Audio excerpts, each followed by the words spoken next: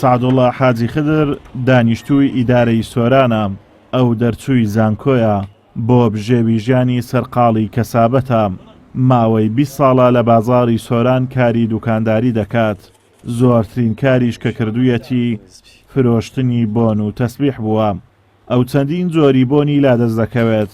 هاوڵاتیان بۆ کڕینی بۆنی خۆش ڕووی تێدەکەن. سەرەتا بەخێر بێن، من نام سعدوڵڵا حاجی خدری، خەڵکی باڵەکایەتیم لە سۆران دانیشم، دەرچووی زانکۆی سۆرانم، بەشی پەروەردە و دەرووناسی لە کۆلێژی پەروەردە.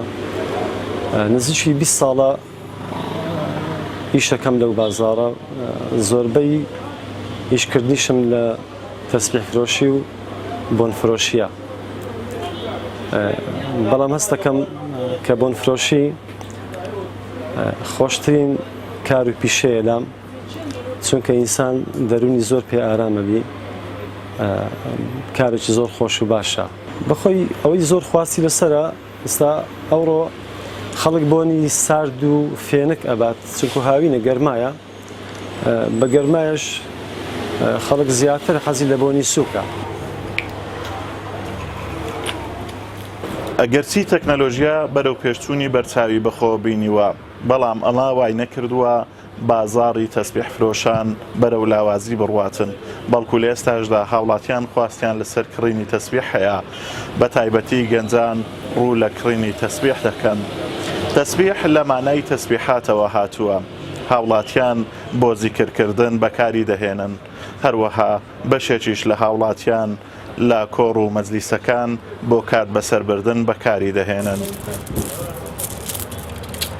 سعدوڵڵا خدر لە پاڵ کاری بۆنفرۆشی تەسبیحیش دەفرۆشێ و چەندین جۆری تەسبیحی لادەست دەکەوێت.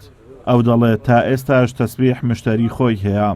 لەبارەی نرخی تەسبیحەوە دەڵێت نرخەکەی لە 500 دینارەوە تا وەکو 25,000 دینار دەست پێ دەکات. خەڵک تەسبیحی زۆرە، بەڵام تەسبیحی هەرزان ڕەواجی زیاتر لە تەسبیحی گران، چونکە خەڵک هەوڕۆ لە ڕووی داراییەوە پێم وابی وەزعی باش نییە، جا تەسبیحیش زۆرها تەسبیحی هەیە، بەس بە زۆری تەسبیح هەرزانەکان ئەوانە بەڕغبەتم. تەسبیح زۆری زۆرن، ئێستاوانە شوشەنە، بەڵام کریستاڵیان پێڵێن، ئەوە زیاتر گەنجانەنە، ئەوانە فسفۆرن، ئەوانە لەبەر تاریکی ڕووناکایە دەن، یعنی سەوزە بنجا ڕەنجی هەیە، سوورە هەیە، شینە، زۆرها ڕەنجی هەیە، ئەوانە پۆلیستەرن. ئێستا ئەوانە تقریبا لەبەر ئەوانە ڕەواجی قەزوانی نەمایە. تەسبیح لە مانای تەسبیحاتەوە هاتووە، لە دێر زەمانەوە بەدەست پیاوان و ئافرەتانی کوردەوە بووە و زیکریان پێکردووە. لە هەموو شارەکانی کوردستانیش بازاڕی تەسبیح فرۆشان هەن، ڕۆژانە بە هەزاران تەسبیح دەکردێت و دەفرۆشرێت.